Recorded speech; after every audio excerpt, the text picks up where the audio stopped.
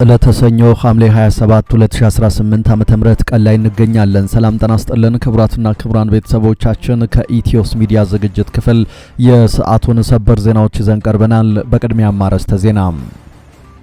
በአማራ ምድር ባገዛዙ ጦርና በፋኖ ኃይሎች መካከል የሚደረገው የፊት ለፊትና የጨበጣ ውጊያ ዛሬም ተጠናክሮ ቀጥሏል። በወሎ ግንባር በሜካናይዝድ ታግዞ የተንቀሳቀሰው ያገዛዙ ጦር በአፋብን 30ኛ ክፍለ ጦር ክፉኛ መመታቱም ተነግሯል። የአማራ ፋኖ ብሔራዊ ንቅናቄ አፋብን ወሎ ቤት አማራ ጀብደኛው ምኒልክ ዕዝ 303ኛ አሳምነው ኮር በሜካናይዝድ ታግዞ ወደ ቀጠናው የገባውን ያገዛዙን ኃይል ፊት ለፊት ገጥሞታል። በዚህም በሶስት አቅጣጫ ወደ ቀጠናው የገባው ያገዛዙ ጦር ክፉኛ ተመቷል። በሌላ በኩል በዛው በወሎ ግንባር የደላንታ ነዋሪዎች ከፋኖ ጋር ህዝባዊ ውይይት ያደረጉ ሲሆን ያገዛዙን የመጨረሻ ቀብር ለመፈጸም ሙሉ ቁርጠኝነታቸውን ገልጸዋል። በቀጠናው የሚንቀሳቀሰው ጀብደኛው ምኒልክ ዕዝ ሙሉ በሙሉ በተቆጣጠረውና ስትራቴጂካዊ ወታደራዊ ስፍራ በሆነው ደላንታ ወረዳ ወገል ጤና ከተማ ላይ የተሳካ ህዝባዊ መድረክ ተካሂዷል። ከህዝባዊ መድረኩ የደረሱን መረጃዎችንና የግንባር ዝርዝር መረጃዎችን ይዘናል የምትሰሙት ይሆናል። በሸረሪና ግንባር ትንኮሳ ከፈጸመው ያገዛዙ ኃይል ውስጥ 55 የሚደርሰው ቁስለኛ መሆኑ ተነገረም። ከሞት የተረፈውና ከባድ ቁስለኛ የሆነው ኃይል ወደ ጦር ኃይሎች ሆስፒታል መላኩም ተነግሯል። ያገዛዙ ቁስለኛ ወታደሮች ከሁመራ እስከ ጎንደር ሆስፒታሎችን ማጥለቅለቃቸው ነው የተነገረው። ከቦታው የመረጃ ምንጮቻችን ባደረሱን መረጃ ሲካሄድ የነበረው ውጊያ እስከ ቀኑ 10 ሰዓት ድረስ ቀጥሎ የነበረ ቢሆንም በኋላ ላይ ግን የከባድ መሳሪያ ድምፁ በዋናነት ቆሟል። ምሽቱን ሌሎች ውጊያዎችም ተቀዛቅዘው ማደራቸውን መረጃዎች ጠቁመዋል። በአሁኑ ሰዓት ሁለቱም ኃይሎች በየቦታቸው የሚገኙ ሲሆን ቀድሞውንም በሸረሪና አካባቢ ምሽግ ላይ የነበሩት የቲዲኤፍ ኃይሎች አሁንም ምሽጋቸውን እንደተቆጣጠሩ ይገኛሉ። ያገዛዙ የሚዲያ ሰራዊትም ሸረሪና ምሽግን አስለቅቄ ተቆጣጠር ያለው እያለ የሚለቀው ፕሮፓጋንዳ ውሸት ነው ያሉን ምንጮቻችን ስለ ሁኔታው ዝርዝር መረጃ ነግረውናል። የምትሰሙት ይሆናል። በኢትዮጵያና ኤርትራ ድንበር የሁለቱን ህዝቦች አንድነት የሚያስተዋውቅ ፕሮግራም መካሄዱን የትግራይ ክልል ሚዲያዎች ዘገቡ። በህወሓት ቁጥጥር ስር የሚገኘው የትግራይ ክልል አስተዳደር ሚዲያዎች ዛሬ እንደዘገቡት የሁለቱን ህዝቦች አንድነት የሚያስተዋውቅ ፕሮግራም ተካሂዷል ብለዋል። እንደ መረጃው ፕሮግራሙ የተካሄደው በኢትዮጵያ ወሰን የትግራይ ክልል ውስጥ ነው። በፕሮግራሙ ምን ተባለ የሚለውን በዝርዝር መረጃችን ይዘነዋል። በፊንቴክ ኢንቨስትመንት የመኪና ማጭበርበር ወንጀል ጋር በተያያዘ ተጠርጥሮ በስር ላይ ለሚገኘው ታዋቂው ቲክቶከር መንሱር ጀማል ፍርድ ቤት የፈቀደለትን የዋስትና ገንዘብ ለመሸፈን የተጀመረው የገንዘብ ማሰባሰብ ሂደት መጠናቀቁ ተነግሯል። ባለፈው አርብ የሰበር ሰሚ ፍርድ ቤት ለተጠርጣሪው የ800 ሺህ ብር የዋስትና መብት መፍቀዱ ይታወሳል። የገንዘብ ማሰባሰብ ሂደቱን ያስተባበሩና ስማቸው እንዳይገለጽ የጠየቁ ግለሰቦች አዲስ መረጃ ስለ መንሱር ጀማልና አጠቃላይ ሂደቱን የተመለከተ መረጃ ይፋ አድርገዋል። እናሰማችኋለን። ክቡራትና ክቡራን ከኛ ጋር ከቆያችሁ እነዚህንና ሌሎችን መረጃዎች ከዚህ ቀጥለን በዝርዝርና በትንታኔው ወደ እናንተ እናደርሳለን። ኢትዮስ ሚዲያን ሰብስክራይብ ብታደርጉ ደግሞ በየቀኑ አዳዲስ መረጃዎች በፍጥነት ይደርሷችኋል። አሁን በቀጥታ ወደ ዝርዝር መረጃው። በአማራ ምድር ባገዛዙ ጦርና በፋኖ ኃይሎች መካከል የሚደረገው የፊት ለፊትና የጨበጣ ውጊያ ዛሬም ተጠናክሮ ቀጥሏል። በሜካናይዝድ ታግዞ የተንቀሳቀሰው የብልጽግና ጦር በ30ኛ ክፍለ ጦር ክፉኛ ተመቷል። የአማራ ፋኖ ብሔራዊ ንቅናቄ አፋብን ወሎ ቤት አማራ ጀብደኛው ምኒልክ ዕዝ 303ኛ አሳምነው ኮር ክንፍ የሆነው 30ኛ ክፍለ ጦር ወደ ነበረበት አቅጣጫ የተንቀሳቀሰው ያገዛዙ ጦር በክንደ ነበልባሎቹ ክፉኛ ተመቷል። በሶስት አቅጣጫ ማለትም ከብልባላ በወይላም ከሰኞ ገበያ መረዝ በርና ከላሊበላ ሶርባ አቅጣጫ የተንቀሳቀሰው ያገዛዙ ሰራዊት ወደ ሳርዝና በተለምዶ ጎንደር በር ተብሎ ወደሚጠራው ቦታ ወደ ቡግና ወረዳ አይና ከተማ ለማለፍ የተንቀሳቀሰው ኃይል በመጣበት በሶስቱም አቅጣጫ ክፉኛ ተመቷል። የ65ኛ ክፍለ ጦር ያገዛዙ ኃይል በመድፍ በዙ 23ና በሞርተር የታገዘ ውጊያ ትላንት ሐምሌ 26 2018 ዓ.ም ከጧቱ 3 ሰዓት እስከ ቀኑ 10 ሰዓት ያደረገ ቢሆንም ክንደ ነበልባሎቹ የፋኖ ኃይሎች መክተውና አጥቅተው ይዋሉ ሲሆን የነበሩበትን ቦታ ሳያስደፍሩ አገዛዙን አንገት በማስደፋት ወደ መጣበት እንዲመለስ አድርገውታል። በነበረው አውደ ውጊያ 23 ያገዛዙ ኃይልና አንድ ከፍተኛ አመራር ሲደመሰሱ በርካታ ቁስለኛም አስተናግደዋል። የቅዱስ ላሊበላ ሆስፒታል በዚህ ሰዓት በቁስለኞች ተጨናንቆ ማህበረሰቡን አገልግሎት ከመስጠት አግዷል ተብሏል። ሳርዝና ጎንደር በር በተባለ ቦታ ደግሞ የወዳደቀውን አስከሬን ማህበረሰቡ እያነሳ እየቀበረ ይገኛል። በተመታው ምት የተበሳጨው ያገዛዙ ጦር በዘፈቀደ መድፍና ሞርተር 120 በመተኮስ የማህበረሰቡን እርሻ ላይ የነበሩ 5 ከብቶች ሲገድል ቤትና ንብረትም አውድሟል። ይህ በእንዲህ እንዳለ በደላንታ ወረዳ የወገል ጤና ከተማ ነዋሪዎች ያገዛዙን የመጨረሻ ቀብር ለመፈጸም ሙሉ ቁርጠኝነታቸውን ገልጸዋል። በአማራ ፋኖ ብሔራዊ ንቅናቄ ጀብደኛው ምኒልክ ዕዝ ሙሉ በሙሉ በተቆጣጠረውና ስትራቴጂካዊ ወታደራዊ ስፍራ በሆነው ደላንታ ወረዳ ወገል ጤና ከተማ ላይ ትናንት ሐምሌ 26 2018 ዓ.ም የነዋሪውን ህዝባዊ ወገንተኝነት የትግል ቁርጠኝነት የበለጠ ያጠናከረ ታላቅ ህዝባዊ መድረክ ተካሂዷል። ይህ የውይይት መድረክ የተካሄደው የደላንታ ወረዳ መቀመጫ በሆነችው ወገል ጤና ከተማ ሲሆን በመድረኩ የምኒልክ ዕዝ ከፍተኛ አመራሮች፣ የኮርና የክፍለ ጦር እንዲሁም ማዕረግተኛ ወታደራዊ አዛዦች ተገኝተው መድረኩን በብቃት መርተውታል። በውይይቱ ወቅት ለበርካታ አስርት ዓመታት በአማራ ህዝብ ላይ ሲፈጸም ስለነበረው ስልታዊ ቀጥተኛ የዘር ማጽዳት እንዲሁም በአሁኑ ወቅት ተባብሶ ስለቀጠለው የዘር ጭፍጨፋ በእዙ ትምህርትና ስልጠና መምሪያ ኃላፊ በአርበኛ ፍቅሩ ፈንታው ሰፊና አጠቃላይ ገለጻ ተደርጓል። በዚህ ምክክር መድረክ ላይ የተሳተፈው የወረዳው ህዝብም ያገዛዙን የመጨረሻ ቀብር ለመፈጸም ቁርጠኛ ነኝ ብሏል።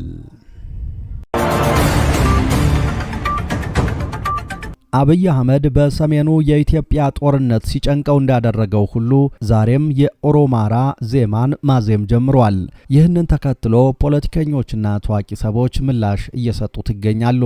ስትገድለው ይህ ሀገር አይደለም እያልክ ስታፈናቅለው፣ ስታስረው፣ ሃይማኖቱን ስታረክስበት፣ ካህኑን ስትገድልበት የአማራና የኦሮሞ የተጋመደ ታሪክ አይታይህም። በኦሮምኛ እነዚያ ትናንት ባሪያ ያደረጉህ ሰዎች ዛሬም ተመልሰው ሊመጡ ነው እያልክ ለወለጋ ህዝብ የሐሰት ታሪክ እየተናገርክ ስትቀሰቅስ የአማራና ኦሮሞ የተጋመደ ታሪክ አይታይህም። አማራ ከእንግዲህ በሺህ ዓመትም አይነሳም እያልክ ስትናገር የሰበሩንን ሰብረናቸዋል ስታስብል ኦሮሞ ነፍጠኞች መንግስትን ሊነጥቁህ ነውና ዝመት እያስባልክ መርዝ ስትረጭ የአማራና የኦሮሞ የተጋመደ ታሪክ አይታይህም። አማራው ወደ አዲስ አበባ እንዳይገባ ስትከለክል የቡራዩ ፈረሰኞች ያድኑኛል እያልክ በብሔርህ ስትኩራራም ታሪኩን ስታጠለሽና በኢኮኖሚ ስታደክመው የተጋመደ ታሪኩ አይታይህም። ስትጨነቅ ስትወጠር ግን የአማራና የኦሮሞ የተጋመደ ታሪክ ፍንትው ብሎ ታየህ።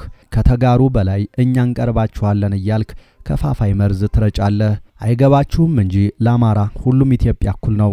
ህዝብን ከህዝብ የሚያበላልጥበት ከአንደኛው ጋር በትውልድና በታሪክ ተጋምጄ ከሌላው ጋር አልተጋመድኩም የሚልበት ስነ ልቦና የለውም።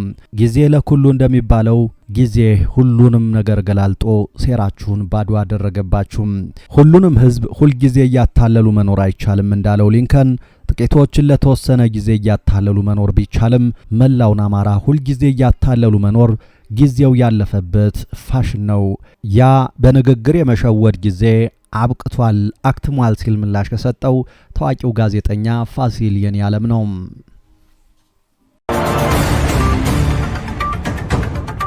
በሸረሪና ግንባር ትንኮሳ ከፈጸመው ያገዛዙ ጦር ውስጥ 55 የሚደርሰው ቁስለኛ መደረጉ የተሰማ ሲሆን የጦር ኃይሎች ሆስፒታል መጨናነቁም ተነግሯል። ከቅዳሜ ሌሊት ጀምሮ በሰሜኑ የሀገራችን ክፍል በተለይ በሸረሪናና አካባቢው በአገዛዙ ጦርና በትግራይ ኃይሎች መካከል ሲካሄድ የነበረው ከባድ ውጊያ መርገቡንና ዛሬ እስካሁኗ ደቂቃ ድረስ ምንም አይነት የተኩስ ድምፅ እንደማይሰማ የታመኑ ምንጮቻችን አስታውቀዋል።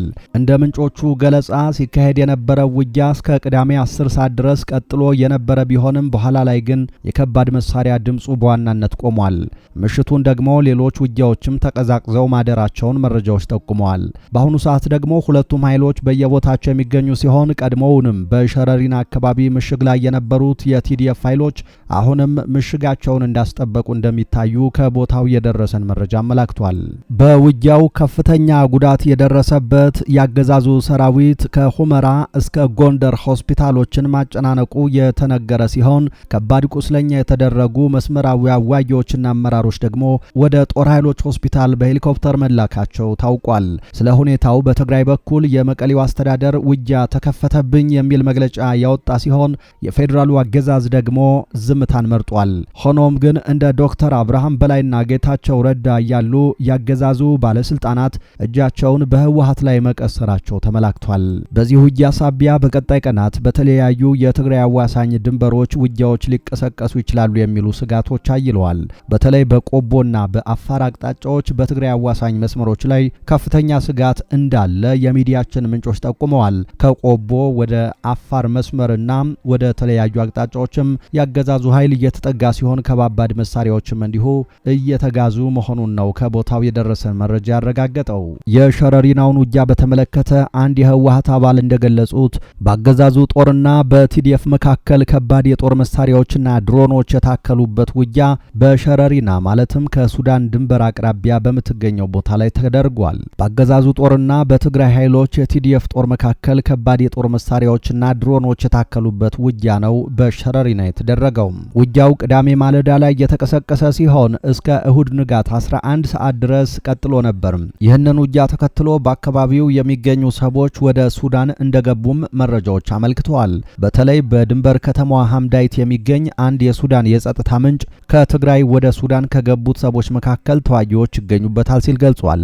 በድንበር የጤና ጣቢያ የሚገኝ የሕክምና ምንጭ እንዳስታወቀው የቆሰሉት ሰዎች የመጀመሪያ ደረጃ የሕክምና እርዳታ ከተደረገላቸው በኋላ በ2020 እስከ 2022 በነበረው የትግራይ ጦርነት የተፈናቀሉ በሺዎች የሚቆጠሩ ሰዎች ወደሚገኙበትና 15 ኪሎ ሜትር ሱዳን ውስጥ ወደሚገኘው አልሐሻባ ተዛውረዋል። በሱዳን በኩል የሚገኙ የድንበር አካባቢ ነዋሪዎች በውጊያው ወቅት ከባድ ፍንዳታዎችና ተከታታይ የተኩስ ልውውጦች ሲሰሙ እንደነበር ዘግበዋል። ከድንበሩ 40 ኪሎ ሜትር ርቀት ላይ በምትገኘው ዋድ አል ውለይዋ የተባለች መንደር ነዋሪ የሆነ የዓይን እማኝ ቅዳሜ ማለዳ ላይ 3 ኃይለኛ ፍንዳታዎችን መስማቱን ተናግሯል። እማኙ አክሎም ከቀኑ 10 ሰዓት ተኩል ገደማ ላይ ከባድ የተኩስ ድምጽ ይሰማ እንደነበርና በአቅራቢያው የምትገኘው የአልቁዳይማ መንደር ነዋሪዎች የሰቲት ወንዝን አቋርጠው መሸሻቸውን አስረድቷል። በሐምዳይት የሚገኝ ሌላ የዓይን እማኝ በበኩሉ ቅዳሜን ሙሉ ፍንዳታዎች ይሰሙ እንደነበርና ከሐምዳይት በስተደቡብ ምዕራብ አቅጣጫ አውሮፕላኖች ሲበሩ መመልከቱን ገልጿል።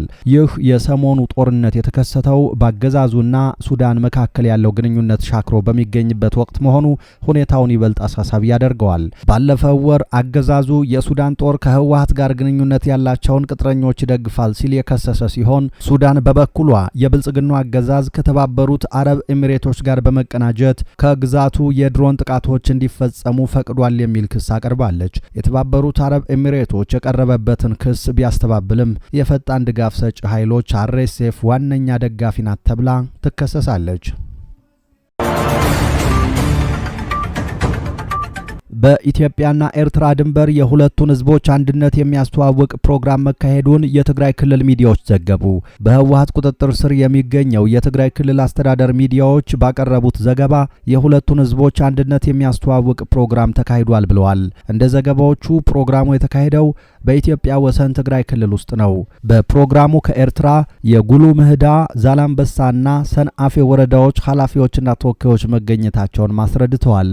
የጎሎ ምህዳ ወረዳ ዋና አስተዳዳሪ አቶ ሀፍቶም ባራኪ ባደረጉት ንግግር የኤርትራና የትግራይ ህዝብ ታሪክ በአመጣጥ በባህልና በማንነት ተመሳሳይ የሆነ አንድ ህዝብ ነው በማለት መናገራቸውን የጠቀሱት ዘገባዎቹ ሁለቱ ህዝቦች በጋራ እንዲሰሩ ጥሪ ማቅረባቸውን ጠቅሰዋል።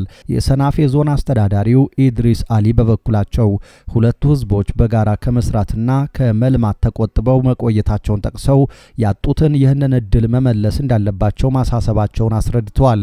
የትግራይ ምስራቃዊ ዞን አስተዳዳሪ አቶ ፍስሐ ኃይሌ ሲናገሩ ደግሞ የኤርትራና የትግራይ ህዝቦች በጋራ ጠላትን ፊት ለፊት መጋፈጥንና በሰላም አብሮ መኖርን ባህል አዳብረዋል ካሉ በኋላም በህይወት ጉዞ ውስጥ ምንም ችግር ማጋጠሙ የተለመደ መሆኑን ጠቅሰዋል። ጨምረውም ሁለቱም ህዝቦች ችግሮቻቸውን በማረምና ስህተቶች እንዳይደገሙ በመስራት የተሻለ ሰላምና ልማትን ማረጋገጥ እንደሚችሉ መግለጻቸውን ሚዲያዎቹ ዘግበዋል። የሰሞኑን የሸረሪና ውጊያ በተመለከተ የአፍሪካ ህብረት አንድ መረጃ ከሰዓታት በፊት ይፋ አድርጓል። የአፍሪካ ህብረት መረጃ እንዳመለከተው ቢያንስ 600,000 ሰዎችን ከገደለው ጦርነት ከ4 ዓመት ባነሰ ጊዜ ውስጥ የፌዴራሉ አገዛዝ ሰራዊትና የትግራይ ኃይሎች በሰሜን ትግራይ ድንበር አካባቢ ለወራት ኃይል ሲያከማቹ መቆየታቸው ዳግም ጦርነት ሊቀሰቀስ ይችላል የሚለውን ስጋት አባብሶታል።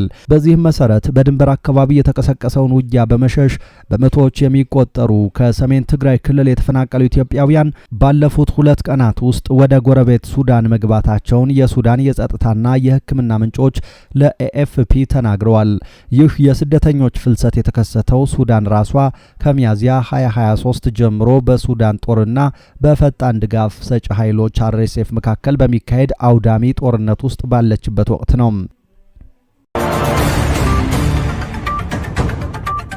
በፊንቴክ ኢንቨስትመንት የመኪና ማጭበርበር ወንጀል ጋር በተያያዘ ተጠርጥሮ በስር ላይ ለሚገኘው ታዋቂው ቲክቶከር መንሱር ጀማል ፍርድ ቤት የፈቀደለትን የዋስትና ገንዘብ ለመሸፈን የተጀመረው የገንዘብ ማሰባሰብ ሂደት መጠናቀቁ ተነገረ። ባለፈው አርብ የሰበር ሰሚ ፍርድ ቤት ለተጠርጣሪው የ800 ሺህ ብር የዋስትና መብት መፍቀዱ ይታወሳል። የገንዘብ ማሰባሰብ ሂደቱን ያስተባበሩና ስማቸው እንዳይገለጽ የጠየቁ ግለሰቦች እንደተናገሩት መንሱር የፍርድ ቤቱን የዋስትና ውሳኔ ተከትሎ ደስታ ቢሰማውም የተጠየቀውን ከፍተኛ ገንዘብ አቅርቦ መክፈል ባለመቻሉ ድንጋጤ ውስጥ ወድቆ ነበር። ይህንን ሁኔታ ለመፍታትም በፍጥነት ወደ መዋጮ ማሰባሰብ ስራ መግባታቸውን አስተባባሪዎቹ ገልጸዋል። አስተባባሪዎቹ አክለው እንዳረጋገጡት እስካሁን በተደረገው ርብርብ የተጠየቀው ሙሉ የዋስትና ገንዘብ ተሰብስቦ አልቋል። በመሆኑም ዛሬ ሰኞ ዕለት የተሰበሰበውን ገንዘብ ለፍርድ ቤት ገቢ በማድረግና ሕጋዊ ሂደቶችን በማጠናቀቅ ተጠርጣሪውን ከስር የማስፈታት ስራ እንደሚከናወን ምንጮች አስታውቀዋል። ክቡራትና ክቡራን ቤተሰቦቻችን ከኢትዮስ ሚዲያ ዝግጅት ክፍል ለዚህ ሰዓት ያዝናቸው አዳዲስ መረጃዎች እነዚህ ነበሩ። ከቆይታ በኋላ በሌሎች መረጃዎች ድጋሚ እንገናኛለን። እስከዛው በያላችሁበት ሰላም ጊዜ ተመኘን።